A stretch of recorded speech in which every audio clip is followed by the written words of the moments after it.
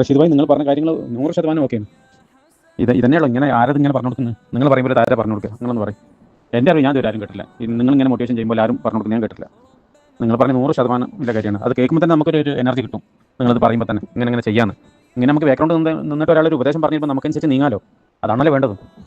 നമ്മളൊരു മന്ദത്തിൽ ഇരിക്കുന്ന സമയത്ത് നമുക്കൊരു എനർജിയിൽ ഒരാൾ കാര്യം പറയുമ്പോൾ നമുക്കനുസരിച്ച് നീങ്ങുമ്പോൾ നമുക്കൊരു എനർജി കിട്ടുമല്ലോ. നിങ്ങൾ ഇത് പറയും 100% ശരിയാണ്. അതിൻ്റെ പ്രതിഫലം പഠിച്ചാൽ നിങ്ങൾക്ക് തരും. നിങ്ങൾ ഇങ്ങനെയും ബുദ്ധിമുട്ട് ഇങ്ങനെയും കാര്യങ്ങൾ പറഞ്ഞ് മനസ്സിലാക്കി കൊടുക്കുന്നില്ലേ? ഒന്നും ഒരു നയ പൈസ നിങ്ങൾ പ്രതിഫലം പ്രതീക്ഷിക്കാണ്ട് ഇങ്ങനെ പറഞ്ഞു കൊടുക്കുന്നില്ല. അതിന് പഠിച്ചാൽ നിങ്ങൾക്ക് തരുന്നു. 100% നിങ്ങൾക്ക് തരും.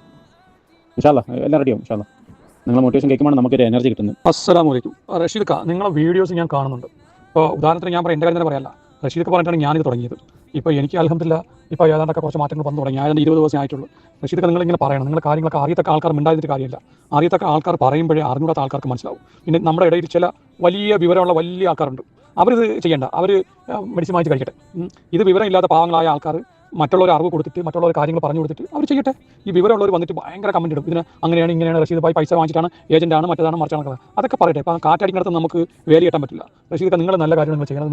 നിങ്ങൾക്ക് ഉറപ്പുണ്ട്, ഞങ്ങൾക്ക് ഉറപ്പുണ്ട്. പിന്നെ നിങ്ങൾ ആരെ പേടിക്കുന്നത്? നിങ്ങൾ ധൈര്യമായിട്ട് നിങ്ങൾ മുന്നോട്ട് പോയി. ഇതിപ്പോൾ ഇതുപോലെ മറ്റുള്ള ആൾക്കാർ കേട്ടും കണ്ടും അവർക്ക് കുറേ മാറ്റങ്ങളുണ്ടാവും. അവർക്ക് നല്ല കാര്യങ്ങൾ എത്തിച്ചു കൊടുക്കുകയാണ്. വേറെ ഒന്നുമില്ല.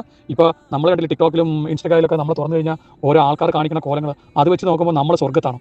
നമ്മൾ മറ്റുള്ളവരുടെ ആരോഗ്യത്തെക്കുറിച്ചാണ് സംസാരിക്കുന്നത്, ഇല്ലേ? മറ്റുള്ളവർ മലിനീകരണമാണ്, പുതിയ തലമുറ ഇല്ലാതാക്കുന്ന കാര്യങ്ങളാണ് കാണിച്ചു കൊടുക്കുന്നത്. നമ്മൾ ആൾക്കാരെ അസുഖങ്ങൾ മാറാനുള്ള വഴികളും പുതിയ കാര്യങ്ങൾ നമ്മൾ പറഞ്ഞു കൊടുക്കുകയാണ്. ചെയ്യുന്നവർ ചെയ്യട്ടെ.